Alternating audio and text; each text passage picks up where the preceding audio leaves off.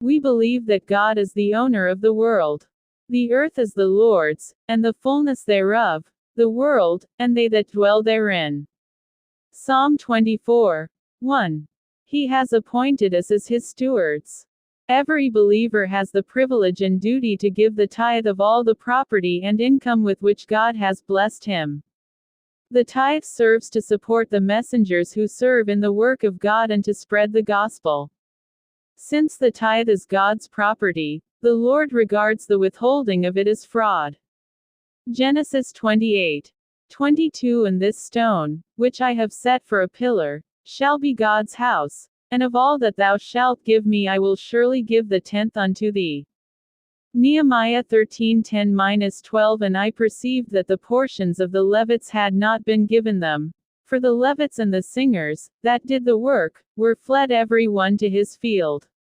Then contended I with the rulers, and said, Why is the house of God forsaken? And I gathered them together, and set them in their place.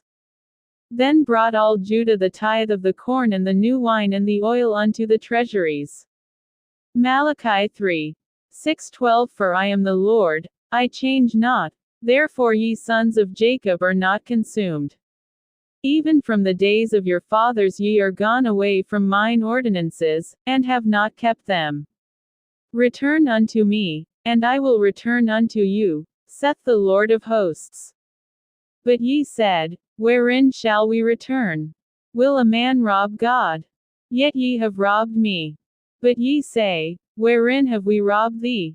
In tithes and offerings. Ye are cursed with a curse, for ye have robbed me, even this whole nation. Bring ye all the tithes into the storehouse, that there may be meat in mine house, and prove me now herewith, saith the Lord of hosts, if I will not open you the windows of heaven, and pour you out a blessing, that there shall not be room enough to receive it. And I will rebuke the devourer for your sakes, and he shall not destroy the fruits of your ground, neither shall your vine cast her fruit before the time in the field, saith the Lord of hosts. And all nations shall call you blessed, for ye shall be a delightsome land, saith the Lord of hosts. Matthew 23:23. Woe unto you, scribes and Pharisees, hypocrites! For ye pay tithe of mint and anise and cumin, and have omitted the weightier matters of the law, judgment, mercy, and faith. These ought ye to have done, and not to leave the other undone. Hebrews 7:4-9. Now consider how great this man was, unto whom even the patriarch Abraham gave the tenth of the spoils. And verily they that are of the sons of Levi, who receive the office of the priesthood, have a commandment to take tithes of the people according to the law, that is, of their brethren, though they come out of the loins of Abraham. But he whose descent is not counted from them received tithes of Abraham, and blessed him that had the promises. And without all contradiction the less is blessed of the better. And here men that die receive tithes, but there he receiveth them, of whom it is witnessed that he liveth. And as I may so say, Levi also, who receiveth tithes, paid tithes in Abraham. 1 Corinthians 9:13-14. Do ye not know that they which minister about holy things live of the things of the temple? And they which wait at the altar are partakers with the altar. Even so hath the Lord ordained that they which preach the gospel should live of the gospel. God's plan in the tithing system is beautiful in its simplicity and equality. All may take hold of it in faith and courage, for it is divine in its origin. In it are combined simplicity and utility, and it does not require depth of learning to understand and execute it. All may feel that they can act a part in carrying forward the precious work of salvation. Every man, woman, and youth may become a treasurer for the Lord, and may be an agent to meet the demands upon the treasury. Testimonies for the Church, Volume 3, pp.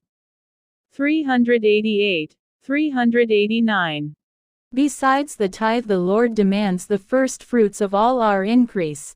Testimonies for the Church, Volume 6, page 384. Even before the tithe could be reserved, there had been an acknowledgement of the claims of God. The first that ripened of every product of the land was consecrated to him. The first of the wool when the sheep were shorn, of the grain when the wheat was threshed, the first of the oil and the wine, was set apart for God. So also were the firstborn of all animals, and a redemption price was paid for the firstborn son. The first fruits were to be presented before the Lord at the sanctuary, and were then devoted to the use of the priests. Thus the people were constantly reminded that God was the true proprietor of their fields, their flocks, and their herds, that he sent them sunshine and rain for their seedtime and harvest, and that everything they possessed was of his creation, and he had made them stewards of his goods. As the men of Israel, laden with the first fruits of field and orchard and vineyard, gathered at the tabernacle, there was made a public acknowledgement of God's goodness. When the priest accepted the gift, the offerer, speaking as in the presence of Jehovah, said, "A Syrian ready to perish was my father," and he described the sojourn in Egypt and the affliction from which God had delivered Israel, with an outstretched arm, and with great terribleness, and with signs, and with wonders. And he said, "He hath brought us into this place, and hath given us this land, even a land that floweth with milk and honey. And now, behold, I have brought the first fruits of the land, which thou, Jehovah, hast given me." The contributions required. The contributions required for religious and charitable purposes amounted to fully 1/4 or 25% of their income.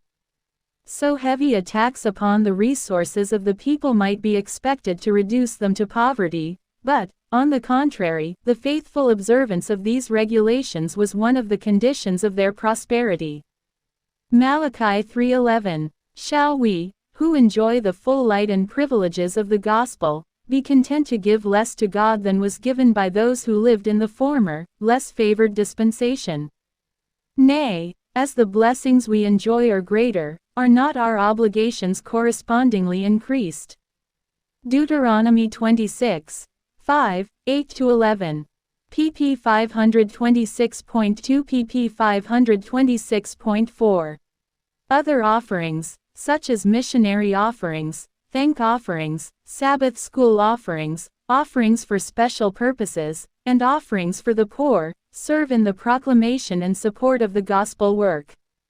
With these gifts we express our deep thankfulness for God's blessings and favor. Faithfulness and conscientiousness in paying our tithes and offerings make it possible for us to grow in love, help us overcome selfishness and greed, and will be rewarded with heaven's blessing. 2 Corinthians 9:6, 7. But this I say, he which soweth sparingly shall reap also sparingly, and he which soweth bountifully shall reap also bountifully. Every man according as he purposeth in his heart, so let him give, not grudgingly, or of necessity, for God loveth a cheerful giver. Acts 20:35. I have showed you all things, how that so laboring ye ought to support the weak, and to remember the words of the Lord Jesus, how he said, "It is more blessed to give than to receive."